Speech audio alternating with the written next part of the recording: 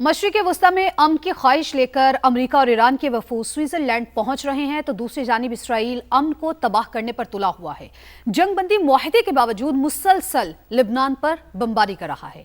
आज दुनिया की नजरें अमरीका ईरान बातचीत पर जमी हुई हैं, क्योंकि अगर ये सिफारती कोशिशें कामयाब हुई तो ना सिर्फ खित्ते में कशीदगी कम हो सकती है, बल्कि एक बड़े तसादुम के खतरात भी टल सकते हैं। लेकिन सवाल ये है कि क्या अमन की ये ख्वाहिश अमली शक्ल इख्तियार कर पाएगी, क्योंकि दूसरी जानिब ऐसे इक़दामात भी जारी हैं जो अमन की तमाम कोशिशों को सबूताश करते दिखाई देते हैं। इसराइली कार्रवाइयां ना सिर्फ जंग बंदी की रूह के मुनाफी हैं, बल्कि खित्ते में पहले से मौजूद बेयकीनी और अदम इस्तेहकाम को मजीद गहरा कर रही हैं। बिल्कुल, सवाल ये बनता है कि क्या स्विट्जरलैंड में होने वाली मुलाकातें खित्ते को नई समत दे सकेंगी या फिर नहीं? क्या ताकत के इस्तेमाल पर सिफारतकारी गालिब आ सकेगी? आज इन्हीं अहम मौज़ूआत पर गुफ्तगू करने के लिए हमारा पैनल हमें ज्वाइन कर चुका है। साबिक सिफारतकार जमील अहमद खान साहब भी हमें ज्वाइन कर चुके हैं और इसके अलावा दीगर मेहमान भी हमें ज्वाइन करेंगे। GR बलोच साहब भी इस वक्त हमें ज्वाइन कर चुके हैं। जमील साहब, सबसे पहले आपसे गुफ्तगू का आगाज करेंगे।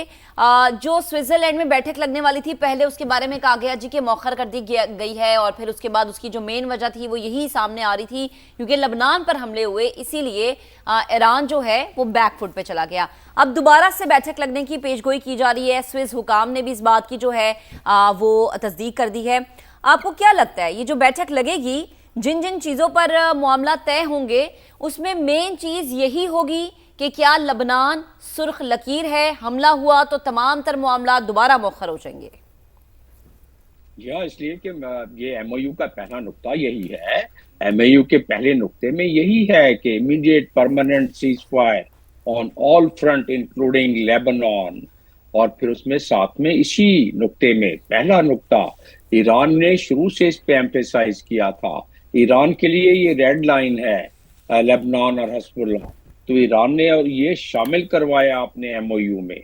और जब ऑल फ्रंट का उन्होंने जिक्र किया, उसके साथ साथ उन्होंने कहा है कि लेबनान की सॉवरेनिटी का भी ख्याल रखना है, लेबनान की टेरिटोरियल इंटेग्रिटी और सॉवरेनिटी भी, ये भी इसी नुक्ते में है। पहला ही नुक्ता है ये। और ये सॉवरेनिटी का जो उन्होंने जिक्र किया, ईरानी इस मामले में इंटरनेशनल कानून के मामले में अपनी सफारतकारी में इंटरनेशनल कानून को बहुत ज्यादा रखते हैं बलूच खातिर, चाहे वो अपना हरमुज का, और उस पर बाद में जब आएंगे तो मैं बता दूंगा कि ईरान ने उसमें क्या किया। और दूसरा ये है कि पहले नुक्ते में सॉवरेनिटी इसलिए उन्होंने लिखा कि ईरान के लिए रेड लाइन है कि जो 20% जमीन पर इस वक्त buffer zone, security buffer zone create किया है इसराइल ने, उसको भी ईरान खाली करवाएगा।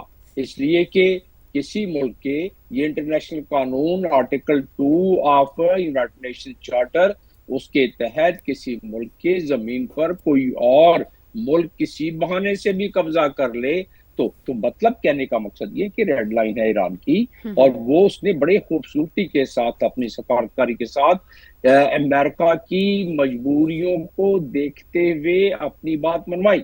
और अमेरिका की क्या मजबूरी थी? अमेरिका की मजबूरी ये थी कि वो एक तरफ इजराइल का प्रेशर, दूसरी तरफ अपनी आवाम का, अपने मुल्क का, और इंटरनेशनल प्रेशर। वो क्यों? वो आबनाए हरमुज की जो कॉन्सिक्वेंसेस थे, आबनाए हरमुज की वजह से जो पूरी सप्लाई चेंज जो है वो खतरे में, क्या खतरे, वो काफी डिस्टर्ब हो गई। ये हम सारी गुफ्तगू करते रहे, आपके चैनलों पर गुफ्तगू करते रहे कि दुनिया में 30% खुराक की कमी कैसे हो जाएगी। दुनिया में जो प्राइस हाइक हुई है और इन्फ्लेशन हुआ है, वो डिप्रेशन में तब्दील होता जा रहा था। 1920 की तरह अगर डिप्रेशन आ जाता तो ये तो फिर एक पूरी दुनिया में एक तलातुम मच जाता, एक कहत शुरू हो जाता, दुनिया में लोग एक मुसीबत में पड़ जाते। बिल्कुल तो जमील साहब, ये आपने दुरुस्त कहा है, ये वर्स्ट सिचुएशन बन सकती थी, लेकिन चूंकि मामला जो हैं वो हमें सुलझते हुए दिखाई दे रहे हैं, उम्मीद जो है वो पैदा हो रही है। ऐसे में GR बलोच साहब, मैं आपकी तरफ आऊँगी। स्पॉयलर की जानिब से तो एक बार फिर से अमन मुआहदे को सबूताज करने की कोशिश की गई है, जानबूझकर हमले किए गए हैं, सोची समझी साजिशें की जा रही हैं। ऐसे में आके क्या आपको लगता है कि अमरीका इस बार इसराइल को लगाम डाल सकेगा? शुक्रिया, अस्सलाम वालेकुम जी, आपको भी और आपके देखने वालों को भी। देखिए, थोड़ा सा इस वक्त पूरी दुनिया इबाहम और गैर यकीनी की सूरत हाल से दो चार है। तो बेहतर होगा कि मैं चंद मेरे जो भी कलमात होंगे उनमें कोशिश ये करें हम कि गैर यकीनी को हटाएं। देखिए ये एक प्रोसेस है, और अगर आप 14 पॉइंट को देखें तो वो बजाते खुद एक बहुत बड़ा स्ट्रक्चर है। It will not be one event, और ना ही एक इवेंट से वो डीरेल होगा इस तरह से। तो ये रिस्क था जो इसमें इन्वॉल्व थे, लोग ड्राफ्ट करने वाले जो मीडिएटर्स थे, दे न्यू इट। और जहां तक इजराइल के स्पॉइलर होने का, that is something which is already known to the world, और हमें भी पता है, अमेरिका को भी पता है, और ईरान को भी पता है। और तीनों का मैं इसलिए कह रहा हूं कि तीनों कलीदी एक्टर्स हैं in this process of peace making. हम ये कर रहे हैं जो पाकिस्तान की काविश है कि एक 47 साल का जुमूद है ईरान और अमेरिका के डिप्लोमेटिक रिलेशनशिप में, एक हॉस्टिलिटी है, स्ट्रेंजर्स हैं वो एक दूसरे के लिए, किसी हद तक दुश्मन भी हैं। अब उनको आपने पहला जो काम बड़ा किया कि इस्लामाबाद में आमने सामने बिठाया, और वो मिथ जो है उसको ब्रेक किया कि no, they are equally as good Muslims and human beings as you visualize. They are not those characters जो कि आपका मीडिया उसको बनाता है दुनिया के अंदर कि ईरान में खुदा ना खास्ता पता नहीं अनसिविलाइज्ड लोग रहते हैं। तो अभी जो इस वक्त आपने चूंकि स्पॉइलर की बात की, तो उसके हवाले से मैं ये कहना चाहूँगा कि there is a consensus in the world कि ये पीस प्रोसेस पूरा मुकम्मल होना चाहिए।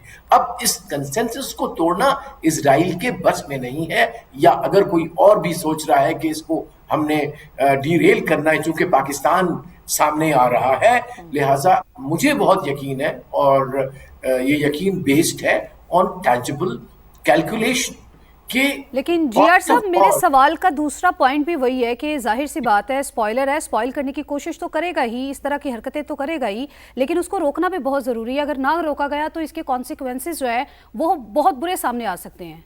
जी डेफिनेटली, देखिए वो ऑलरेडी बिल्ट इन है इन द जो इन्वायरमेंट बना है, और वो किसी हद तक कह सकते हैं कि ईरान की कामयाब जो स्ट्रैटेजी वॉर एंड निगोशिएशन, उसका एक जो असल आपको मिला है, समझ लीजिए आउटपुट आया है, वो ये है कि कॉस्ट ऑफ वॉर और cost of not negotiating peace will be enormous, ना सिर्फ अमेरिका के लिए, वहां के रीजन की कंट्रीज के लिए, but for the world over. उसको फिर रिवर्स करने में, इवन अभी जो कुछ नुकसानात हुए हैं ऑयल इंफ्रास्ट्रक्चर को, डिसरप्शंस हुई हैं जो सप्लाई चेन में और एनर्जी सप्लाई चेन में, they said actually, I am not saying this was the कतरी फॉरेन मिनिस्टर्स ऑफिशियल कि 10 साल लगेंगे हमें उस सप्लाई चेन को दोबारा रीस्टैब्लिश करने में बिफोर में।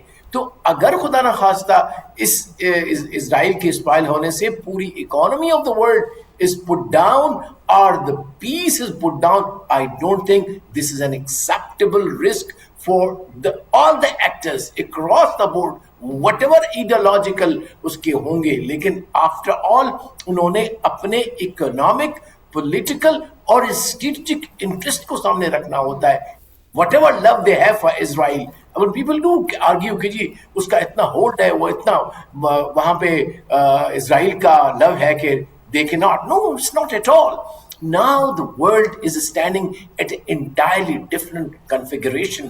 Bipolar world is gone. Now you have a multipolar world. China is there, Russia is there, or alhamdulillah, Pakistan, along with other middle Muslim powers, जिसका इजलास आज इजिप्ट में हो रहा है, R4, उसको मैं R5 इंशाल्लाह देखना चाहता हूं कि ईरान भी उसका हिस्सा होगा, and that will become what I call it MP5, that is middle powers 5, inshallah.